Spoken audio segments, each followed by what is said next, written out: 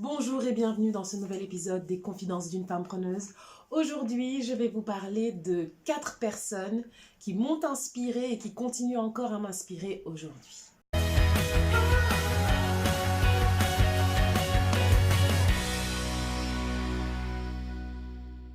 Si c'est votre première fois sur ma chaîne, je vous invite à cliquer sur le bouton s'abonner et à cliquer sur la cloche pour être notifié à chaque fois que je poste une vidéo parce que tous les jours, du lundi au vendredi, je poste une vidéo sur mon parcours d'entrepreneur. D'ailleurs, si vous n'avez pas suivi le début de la série, je vous invite à faire votre séance de rattrapage ici en cliquant le lien sur la playlist. Donc aujourd'hui, j'ai eu envie de vous parler de mes mentors parce que si je suis qui je suis aujourd'hui, c'est grâce à ces personnes.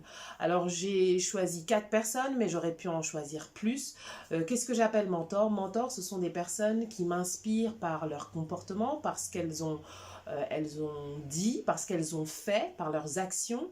Ce sont des personnes vers qui je regarde lorsque j'ai besoin de conseils, soit en lisant leurs écrits, soit en écoutant ce qu'ils disent ou ce qu'ils ont dit. Ce sont des personnes qui m'aident à tenir quand ça va pas, quand j'ai envie de baisser les bras. Eh bien, je me dis, pour ces personnes-là, je n'ai pas le droit de baisser les bras. Voilà, ce sont des personnes qui m'ont donné envie de faire ce que je fais et qui me donnent envie au quotidien d'aller toujours plus loin et de me dépasser pour atteindre mes objectifs. Alors, la première personne dont je vais parler, c'est mon père. Mon père était un homme admirable. Mon père, c'est héros, n'est-ce pas? Faut croire que j'ai pas fini mon Oedipe. Quand il nous a quittés en 1990, ça a été un moment très dur pour moi. J'avais 14 ans et j'étais hyper proche de mon père. J'étais très complice de mon père et j'étais proche de lui parce que il avait cette capacité à transmettre ce qu'il était, ce qu'il avait appris lui-même. C'était quelqu'un qui s'était fait par des chemins inhabituels. C'est quelqu'un qui n'arrêtait pas d'apprendre. On avait dans notre maison, dans le salon, une encyclopédie en, je sais plus, 24 tomes, je crois. Et très régulièrement, il y allait. Il prenait au hasard un des tomes pour lire, voilà, tout simplement. Et à chaque fois qu'on venait le voir pour lui poser une question, il nous demandait d'abord si on avait été chercher la réponse dans l'encyclopédie. Donc, c'était vraiment c'est quelqu'un qui s'est beaucoup fait lui-même, qui s'est beaucoup fait tout seul. Il était le dernier d'une fratrie de 14. Donc voilà, une grande famille. Il a perdu sa mère très tôt. Il me semble même que c'était en le mettant au monde qu'elle est décédée. Et donc c'est vraiment quelqu'un qui depuis tout petit s'est battu. Et tout au long de sa vie, il s'est battu. Et il avait cet esprit d'entrepreneuriat. Quand on a quitté la Chine, pourtant il était dans le monde diplomatique et donc il était dans ce qu'on appelle le fonctionnariat. Mais il avait ce côté entrepreneur et d'ailleurs quand on a quitté la Chine, il avait acheté plein de matériel, de choses qu'il avait ramené au Cameroun en vue de créer des entreprises, en vue de faire travailler ses grands frères et sœurs et certains membres de sa famille.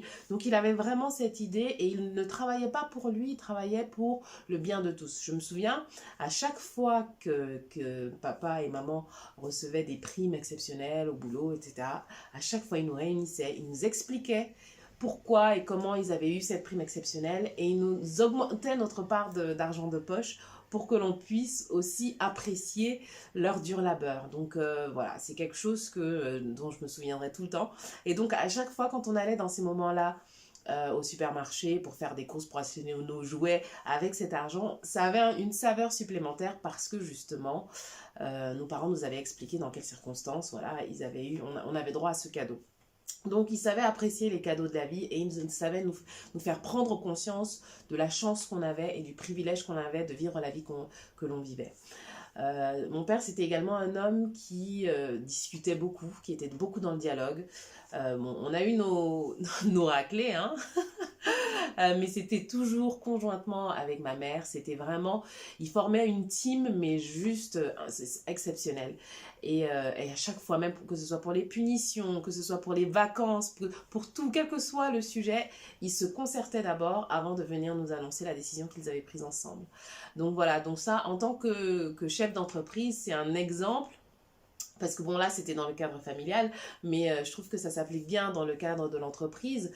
Même si je suis toute seule pour l'instant, j'aspire à grandir, donc j'aspire à avoir des employés. Et je travaille également avec d'autres collègues.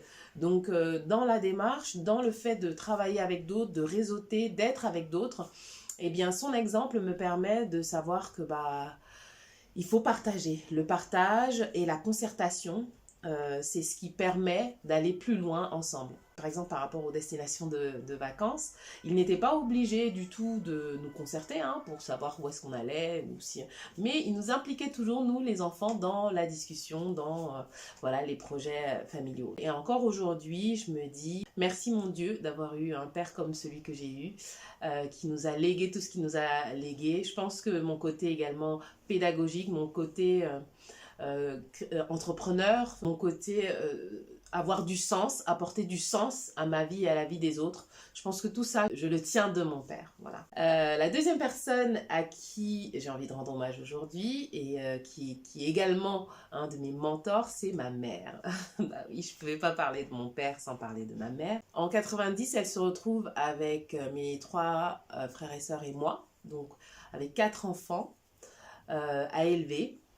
Avec des bases solides qui avaient été construites avec son mari, donc mon père, et elle l'a fait brillamment. Elle l'a fait brillamment parce que c'était pas évident. Donc j'étais l'aînée, j'avais 14 ans, la dernière, elle avait 6 ans. Et donc, comme je vous l'ai expliqué dans une précédente vidéo, donc vous trouverez le lien là, on est parti très peu de temps, enfin 1 an et demi après le décès de mon père, on a quitté le Cameroun. Donc ma mère se retrouvait au Maroc avec mon frère, mes 2 sœurs et moi, donc loin de tout, à devoir continuer à transmettre les valeurs qu'ils avaient commencé à nous transmettre depuis qu'on était tout petit. Et elle a été super forte, enfin je sais pas comment dire ça différemment. J'ai vu ma mère aller se battre comme une lionne pour le bien de ses enfants, pour qu'on ait toujours la meilleure éducation qui soit, pour qu'on soit toujours des enfants bien élevés. Également dans son boulot, c'était la femme que tout le monde appréciait, tous ses collègues l'appréciaient. Encore aujourd'hui, j'ai des enfants de diplomates qui viennent me voir, donc de l'époque de la Chine ou du Maroc, qui viennent me voir pour me dire combien ma mère avait été présente pour eux, quand ils venaient d'arriver, combien elle les avait accueillis, eux et leur famille. C'est-à-dire que ma mère, elle a le cœur sur la main. C'est une femme qui est prête à sacrifier son bien-être personnel pour le bien des autres. C'est vraiment une personne généreuse qui donne sans compter et qui l'a fait à tous les niveaux dans sa vie, que ce soit au niveau personnel, au niveau professionnel.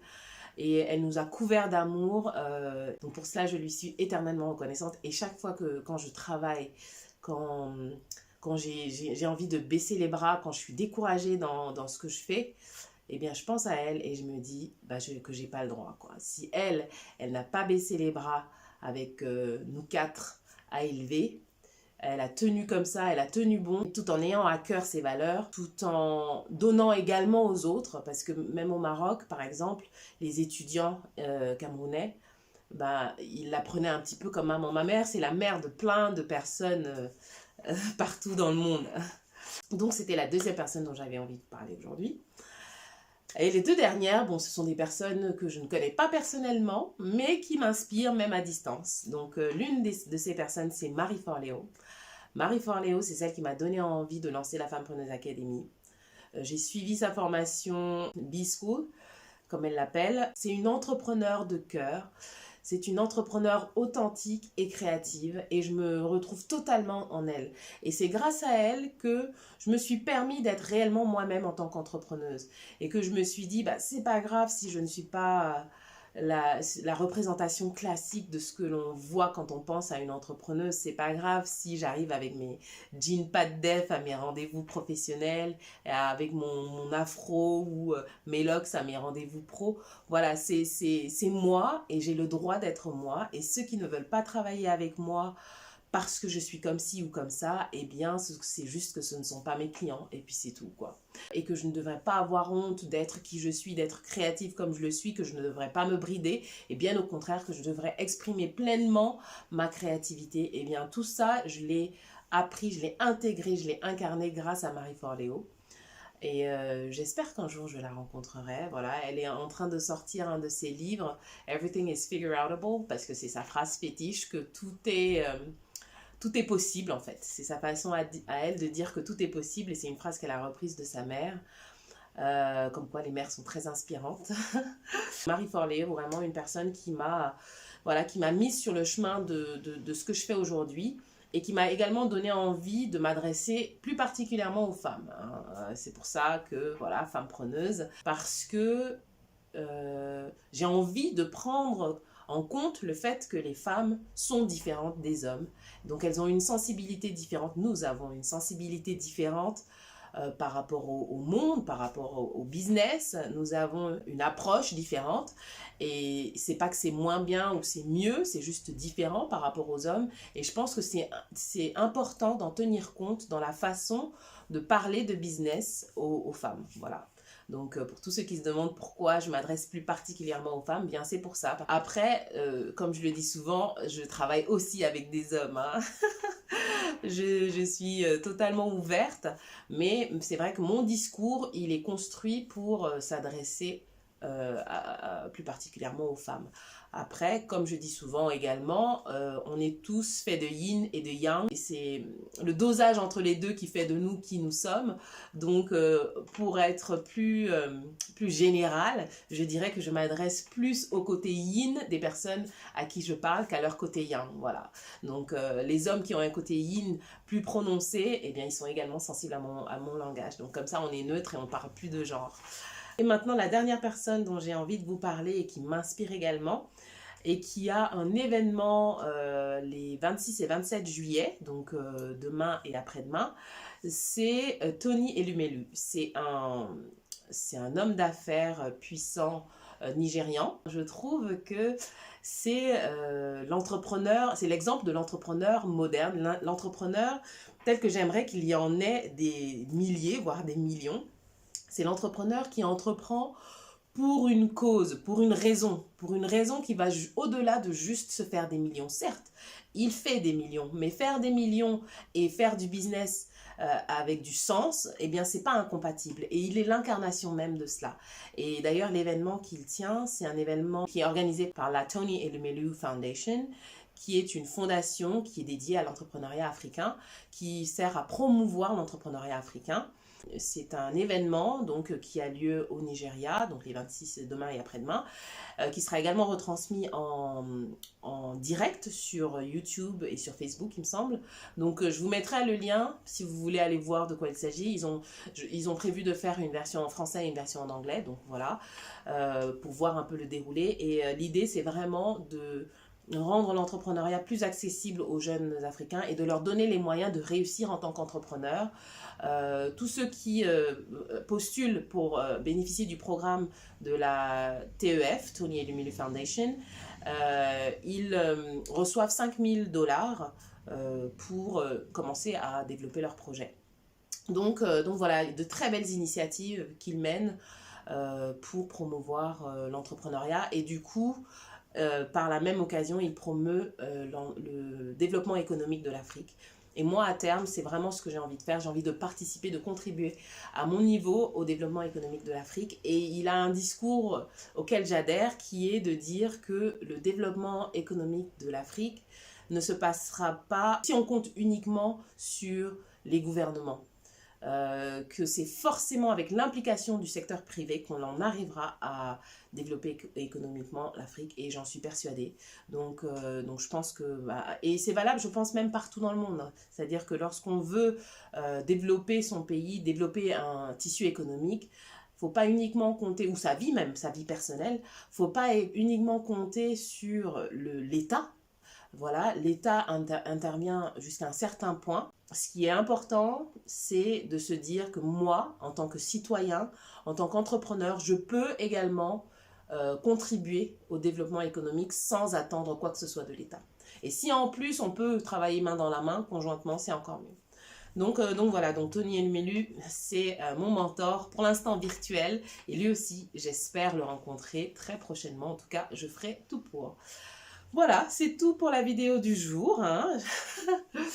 Si vous pouvez me dire, vous aussi, dans les commentaires, si vous pouviez me dire qui sont vos mentors, qui est-ce que vous considérez comme mentor et en quoi, qu'est-ce qui vous apporte, ce serait super sympa. Et si la vidéo vous a plu, je vous invite à la liker et à la partager. Et si vous n'êtes pas encore abonné à la chaîne, le petit bouton rouge est prévu pour ça. Et je vous retrouve donc demain dans une prochaine vidéo. Et d'ici là, n'oubliez pas de révolutionner votre vie avec passion.